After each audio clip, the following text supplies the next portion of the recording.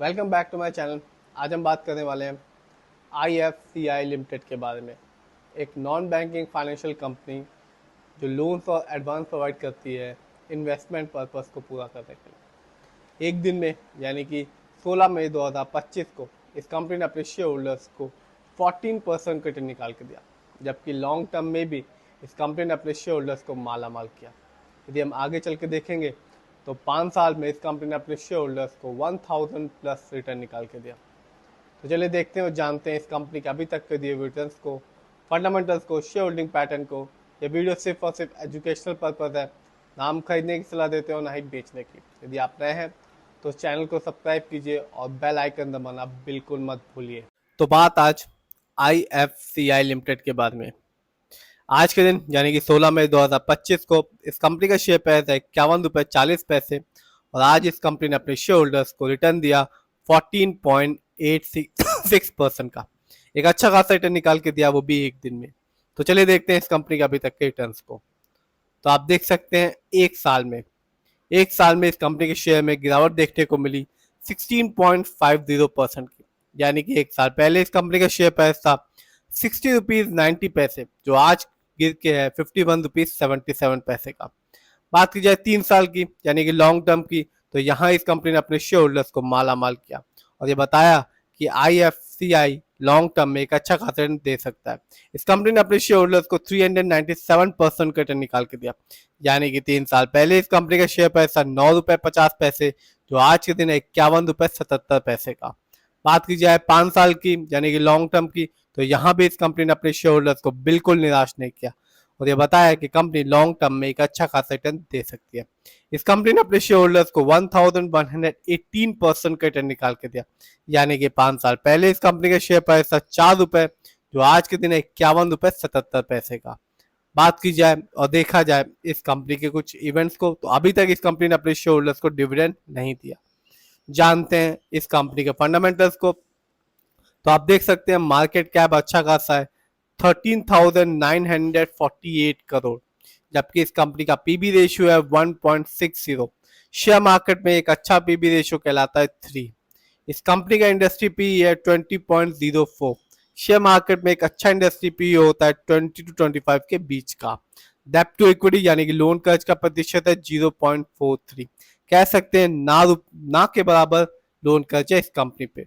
इस कंपनी का industry P है, इस कंपनी का आरओई है 1.97। शेयर मार्केट में एक अच्छा आरओई कहलाता है 15 to 20% के बीच का। जब भी किसी कंपनी का आरओई कम होता है या नेगेटिव होता है, तो ये बताता है कि कंपनी हमारे पैसे को सही जगह इस्तेमाल नहीं कर रही, जिससे रिटर्न पाने की संभावना लॉन्ग टर्म में कम हो जाती है। और जब भी किसी कंपनी का आरओई हाई होता है या पॉजिटिव होता है, तो ये बताता है कि कंपनी हमारे पैसे को सही जगह इस्तेमाल कर रही है, जिससे रिटर्न पाने की संभावना हमेशा बनी रहती है लॉन्ग टर्म में। इस कंपनी का बुक वैल्यू है 32.26 और कंपनी का फेस वैल्यू है 10। जानते हैं इस कंपनी के फाइनेंशियल कंडीशन को। यदि हम क्वार्टरली देखें तो कंपनी ने रेवेन्यू के मामले में मार्च 2025 में अर्न किया 416 करोड़, जबकि दिसंबर क्वार्टर में इस कंपनी का रेवेन्यू था 457 करोड़। बात की जाए क्वार्टरली प्रॉफिट की, तो मार्च में इस कंपनी का प्रॉफिट एक अच्छा खासा रहा, कंपनी ने अर्न किया 260 करोड़, जबकि दिसंबर क्वार्टर में कंपनी को लॉस उठाना पड़ा था -8.74 करोड़ का। बात की जाए नेटवर्थ की, तो कंपनी का 2024 में नेटवर्थ रहा 7,679 करोड़, जबकि 23 में इस कंपनी का नेटवर्थ था 6,659 करोड़। जानते हैं इस कंपनी के ईयरली प्रॉफिट को, तो 2024 में इस कंपनी का ईयरली प्रॉफिट था 241 करोड़, जबकि 23 में इस कंपनी को लॉस उठाना पड़ा था -120 करोड़ का। बात की जाए इस कंपनी के रेवेन्यू की, तो 2024 में इस कंपनी का रेवेन्यू रहा 2,115 करोड़, जबकि 23 में इस कंपनी का रेवेन्यू रहा 1,728 करोड़। बात की जाए और देखा जाए इस कंपनी के शेयर होल्डिंग पैटर्न को, तो प्रमोटर यानी कि इस कंपनी के ओनर्स और मालिक का पैसा अपनी कंपनी में लगा हुआ है 72.57% का, जबकि दूसरे नंबर पर आता है रिटेल्स एंड अदर यानी कि हम लोग का पैसा इस कंपनी में लगा हुआ है 23.09% का, जबकि FII का पैसा इस कंपनी में लगा हुआ है 2.73% का। ये कंपनी NSE में भी लिस्टेड है और एक साल में इस कंपनी का हाईएस्ट शेयर प्राइस गया 91 रुपीज 40 पैसे, जबकि एक साल में इस कंपनी का लो शेयर प्राइस था 36 रुपीज 20 पैसे।